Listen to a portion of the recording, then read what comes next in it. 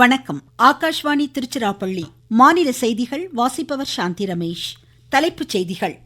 பிரதமர் திரு நரேந்திர மோடி ஆக்லாந்தில் நியூசிலாந்து பிரதமர் கிறிஸ்டோபர் லக்சனுடன் இருதரப்பு பேச்சுவார்த்தைகளை இன்று மேற்கொள்கிறார்.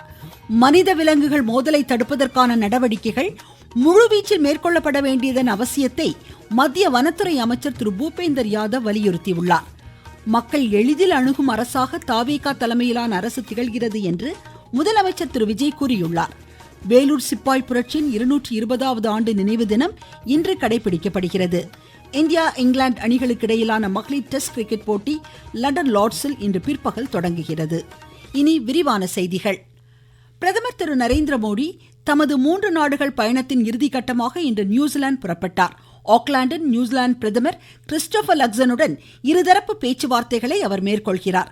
வணிகம், வர்த்தகம், பாதுகாப்பு பிரிவுகளில் கடந்த 2 ஆண்டுகளில் இரு நாடுகளுக்கிடையே ஏற்பட்ட முன்னேற்றங்கள் குறித்து இரு தலைவர்களும் ஆய்வு மேற்கொள்கின்றனர். தமது பயணத்தின் ஒரு பகுதியாக பிரதமர் அங்குள்ள தொழில் முனைவோர் மற்றும் விளையாட்டு வீரர்களுடன் கலந்துரையாடுகிறார். இந்திய வம்சாவளியினர் இடையேயும் அவர் உரையாற்ற உள்ளார். 40 ஆண்டுகளுக்கு பின்னர் நியூசிலாந்து செல்லும் முதல் இந்திய பிரதமர் திரு நரேந்திர மோடி என்பது குறிப்பிடத்தக்கது. முன்னதாக பிரதமர் தமது ஆஸ்திரேலிய பயணத்தை வெற்றிகரமாக முடித்துக்கொண்டு அங்கிருந்து நியூசிலாந்து புறப்பட்டார். வந்தே மாதரம் தேசிய பாடல் தேசத்திற்கான கடமையை நிலைநாட்டி விடுதலை போராட்ட வீரர்களுக்கு உத்வேகம் அளித்ததாக குடியரசு துணைத் தலைவர் திரு சி.பி. ராதாகிருஷ்ணன் கூறியுள்ளார்.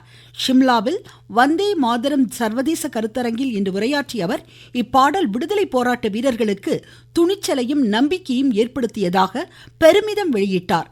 ஒரே தேசம் ஒரே அரசியல் சாசனத்திற்கான வலுவான அடித்தளத்தை சர்தார் வல்லபாய் பட்டேல் ஏற்படுத்தியதையும் அவர் சுட்டிக்காட்டினார். தேசபக்தி என்பது வெறும் வார்த்தைகளாக மட்டுமல்லாமல் அனைத்து செயல்களிலும் வெளிப்படுத்தப்பட வேண்டும் என்றும் அவர் கூறினார். வந்தே மாதரம் தேசிய பாடல் மற்றும் சர்தார் வல்லபாய் பட்டேலின் சீரிய கொள்கைகளுடன் ஒருங்கிணைந்த உள்ளடக்கிய இந்தியாவை உருவாக்க குடிமக்கள் உறுதியேற்க வேண்டும் என்றும் திரு சி.பி. ராதாகிருஷ்ணன் கேட்டுக்கொண்டார். மனித விலங்குகள் மோதல் சம்பவங்களை தடுப்பதற்கான நடவடிக்கைகள் உயர் முன்னுரிமையுடன் செயல்படுத்தப்பட வேண்டியதன் அவசியத்தை மத்திய சுற்றுச்சூழல் துறை அமைச்சர் திரு பூபேந்தர் யாதவ் வலியுறுத்தியுள்ளார். கோவை மத்திய வன அலுவலர் பயிற்சி மையத்தில் இது தொடர்பான தேசிய கருத்தரங்கை இன்று துவக்கி வைத்து பேசிய அவர் இது தொடர்பான விளக்கங்களை வழங்கினார். இணை அமைச்சர் திரு கீர்த்திவர்தன் சிங் பேசுகையில் மனித விலங்கு மோதலை தடுக்க நவீன தொழில்நுட்ப முறைகளின் அவசியத்தை எடுத்துரைத்தார். முன்னதாக மனித விலங்கு மோதல் குறித்த தகவல் கையேட்டினை அமைச்சர் திரு பூபேந்தர் யாதவ் வெளியிட்டார். நாட்டின் 50% மின் தேவை தூய்மை எரிசக்தியின் மூலம் பெறப்பட்டதாக மத்திய புதுப்பிக்கத்தக்க எரிசக்தி துறை அமைச்சர் திரு பிரகலாத் ஜோஷி கூறியுள்ளார். நம் நாட்டின் தூய்மை எரிசக்தி கட்டமைப்பின் திறனையும் மேம்பாட்டையும் இது பறைசாற்றுவதாக சமூக வலைதள பதிவில் அமைச்சர் தெரிவித்தார்.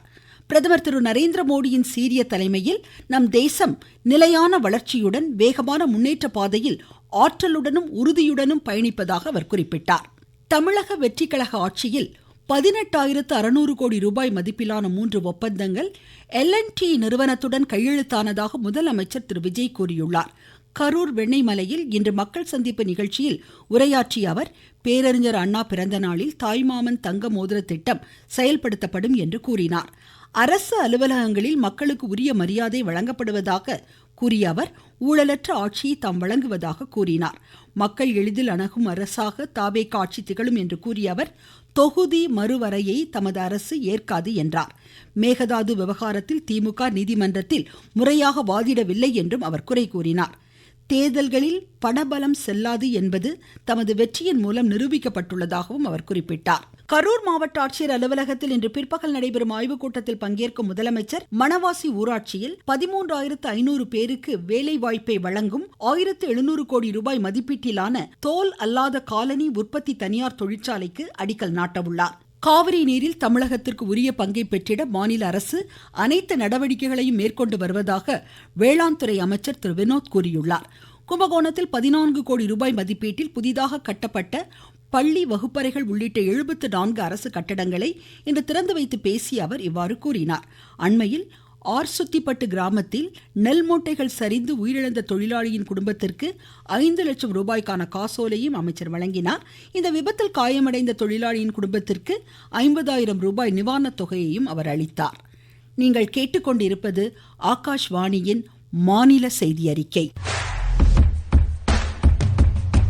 ஊரக வளர்ச்சிக்கான புதிய அத்தியாயம். வளர்ச்சியடைந்த இந்தியாவிற்கான ஊரக வேலைவாய்ப்பு உறுதி மற்றும் வாழ்வாதார சட்டம் செயல்பாட்டிற்கு வந்துள்ளது. இந்த சட்டம் ஆண்டிற்கு 125 நாட்கள் வேலையை உறுதி செய்கிறது. வாரந்தோறும் ஊதியம் வழங்கப்படுவது கட்டாயமாக்கப்பட்டுள்ளது. பணி முடித்த 15 நாட்களுக்குள் ஊதியம் வழங்குவதை உறுதி செய்வதற்கான அம்சங்களும் இதில் இடம்பெற்றுள்ளன. கால தாமதமாக ஊதியம் வழங்கப்பட்டால் அதற்கான இழப்பீட்டு தொகைக்கும் வகை செய்யப்பட்டுள்ளது. வளர்ச்சியடைந்த இந்தியாவிற்கான பயணத்தில் மோடி அரசு தொடரும் சீர்திருத்த நடவடிக்கைகள். நாட்டின் சுதந்திர போராட்டத்திற்கு வித்திட்ட வேலூர் சிப்பாய் புரட்சியின் 220வது ஆண்டு நினைவு தினம் இன்று அனுசரிக்கப்படுகிறது.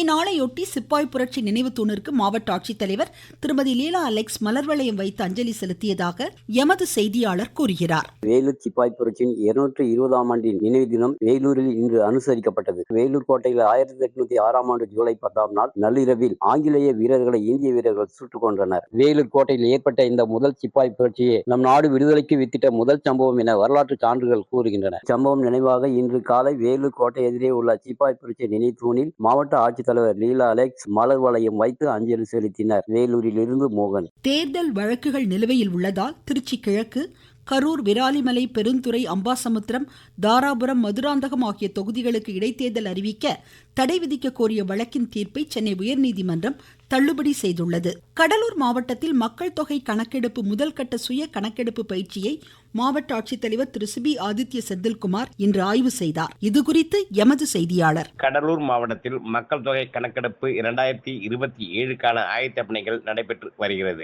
மக்கள் தொகை கணக்கெடுப்பு பணிகளுக்காக 31 பொறுப்பு அலுவலர்கள் நியமிக்கப்பட்டு உள்ளனர். கணக்கீட்டாளருக்கான பயிற்சி வகுப்பு வருகிற 18/7/2026 வரை நடைபெற உள்ளது என மாவட்ட ஆட்சியர் தெரிவித்துள்ளார். கடலூர் மாவட்டத்தில் இளஞ்செழியன். அரியலூர் மாவட்டத்தில் உங்களை தேடி உங்கள் ஊரில் திட்டத்தின் கீழ் வரும் 14ஆம் தேதி பொதுமக்கள் தங்களது குறைகள் தொடர்பான கோரிக்கை மனுக்களை வட்டாட்சியர் அலுவலகத்தில் அளிக்கலாம் என்று மாவட்ட ஆட்சித்தலைவர் திருமதி மிருணாளினி கூறியுள்ளார்.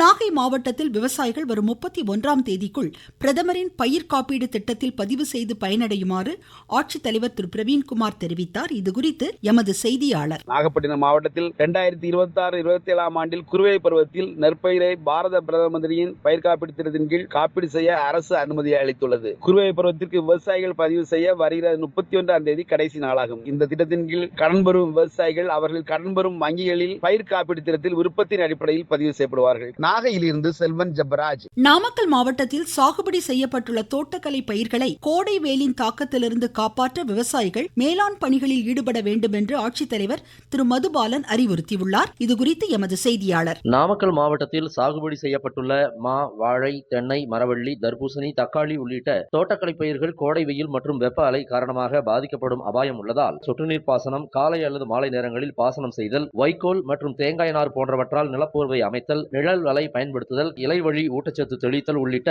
பராமரிப்பு முறைகளை கடைபிடித்தால் வறட்சியின் தாக்கம் குறைந்து நல்ல மகசூல் பெற முடியும் என்றும் மாவட்ட நிர்வாகம் கேட்டுக் கொண்டுள்ளது. நாமக்கல்லிலிருந்து எஸ். கண்ணன். தூத்துக்குடி மாவட்டத்தில் அரசு செவிலியர் பயிற்சி பள்ளி வளாகத்தில் சமூக நலன், மகளிர் உரிமைத்துறையின் கீழ் செயல்படும் சகி ஒருங்கிணைந்த சேவை திட்ட பணிகளை ஆட்சித்தலைவர் திரு விஷு மகாஜன் இன்று நேரில் பார்வையிட்டு ஆய்வு செய்தார். மதுரை சின்ன சொக்கி குளத்தில் 40 லட்சம் ரூபாய் மதிப்பீட்டில் புதிதாக கட்டப்பட உள்ள மகளிர் மதி அனுபவ அங்காடி மற்றும் புதிய வருவாய் கோட்டாட்சியர் அலுவலக கட்டிடம் அமைய உள்ள இடங்களை ஆட்சித்தலைவர் திரு நிஷாந்த் கிருஷ்ணா பார்வையிட்டார். திருச்சி மாவட்டத்தில் குடும்ப அட்டைகளில் பெயர் மாற்றம், திருத்தம் மற்றும் முகவரி மாற்றங்களுக்கான சிறப்பு குறைதீர் நாள் முகாம் 11 வட்டங்களிலும் நாளை நடைபெறும் என்று ஆட்சித்தலைவர் திரு பிரதீக் தாயல் கூறியுள்ளார். இந்தியா இங்கிலாந்து அணிகளுக்கு இடையேயான மகளிர் டெஸ்ட் கிரிக்கெட் போட்டி லண்டன் லார்ட்ஸில் இன்று பிற்பகல் தொடங்குகிறது. பெல்ஜியத்தில் நடைபெறும் சேலஞ்சர் டென்னிஸ் ஆடவர் ஒற்றையர் காலிறுதியில் இன்று இந்தியாவின் மனஸ் தம்னே ஸ்பெயினின் மிகுவல் டமஸை எதிர்கொள்கிறார்.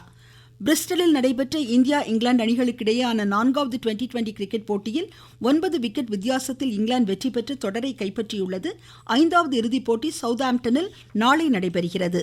ஃபிஃபா உலகக்கோப்பை கால்பந்து போட்டியின் 2வது காலிறுதி ஆட்டத்தில் இன்றிரவு ஸ்பெயின் பெல்ஜியத்தை எதிர்கொள்கிறது. மீண்டும் தலைப்புச் செய்திகள்.